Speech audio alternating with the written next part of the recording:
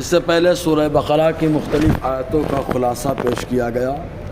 خاص طور سے اللہ تبارک و تعالیٰ نے روزوں کا تذکرہ فرمایا اور اس کے بعد ارشاد فرمایا تلک حدود اللہ فلا تقربوها کذالک یبین اللہ آیاتہ للناس لعلہم یتقون۔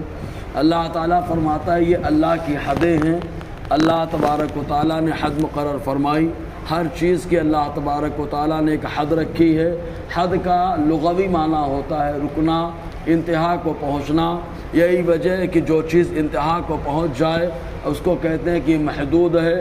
کوئی آدمی کی سوچ اگر لمیٹڈ رہتی ہے تو بولتے ہیں محدود ہے، مطلب وہیں تک پہنچی ہوئی ہے۔ اسی بیس پر الگ الگ لفظ استعمال عربی میں ہوتے ہیں۔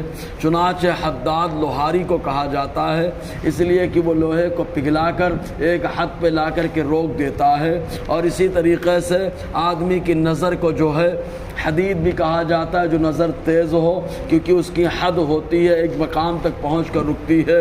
مزید یہ کہ اللہ تبارک و تعالیٰ نے جو ارشاد فرمایا کہ یہ اللہ کی حدیں ہیں۔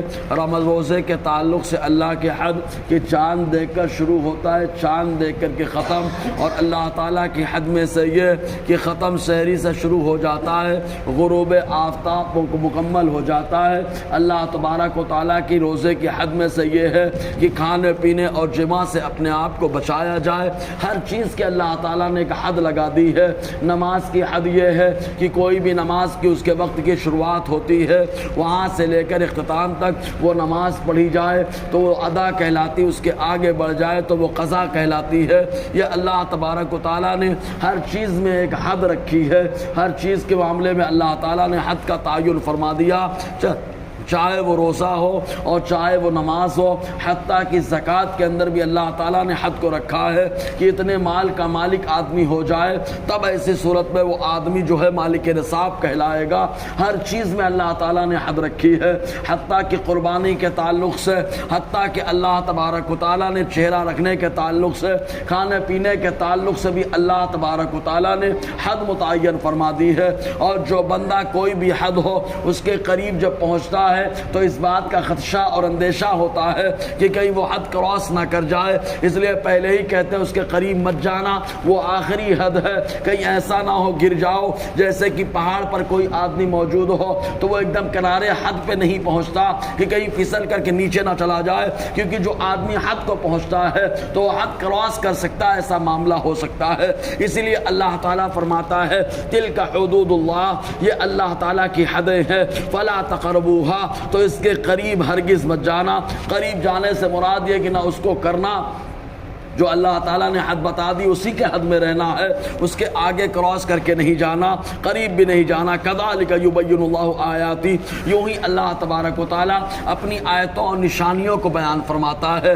آیتوں سے مراد قرآن کی آیتیں ہیں، یا آیتوں سے مراد اللہ تعالیٰ کی نشانیاں۔ بہت ساری چیزیں اللہ تبارک و تعالیٰ نے اپنی قدرت کی نشانی بنا رکھی ہے۔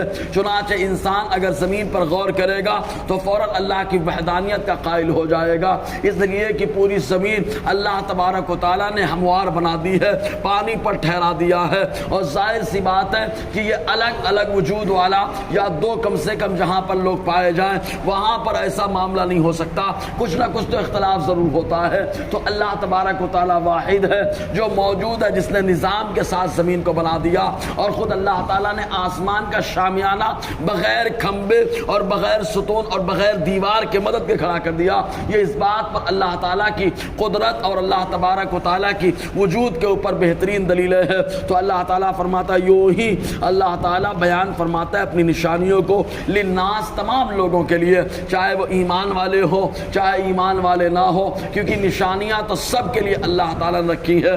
یہ اور بات ہے کہ نشانیوں سے فائدہ اٹھا کر ایمان مسلمان لایا، اور ایمان سے فائدہ صرف تقویٰ اور متقی پرہیزگار لوگ ہی اٹھاتے ہیں۔ تو اللہ تعالیٰ فرماتا ہے لعلہم یتقون، بول شاید تم متقی پرہیزگار ہو جاؤ کہ اللہ کی حد سے بچے تو اللہ تعالیٰ تقوی عطا فرما دے۔ اور تقوی کیا ہے؟ کفر سے بچنا۔ تقوی کیا ہے؟ شرک سے بچنا، گناہ کبیرہ اور صغیرہ سے بچنا، شہوات، خواہشات اور لغزشات سے بچنا۔ جو بندہ ان 7 باتوں سے بچتا ہے وہ بندہ متقی پرہیزگار ہوتا ہے انشاءاللہ۔ اور آگے گفتگو رہے گی۔ اللہ تبارک و تعالی ہم سب کو فیضان قرآن، برکات قرآن سے مالا مال فرمائے۔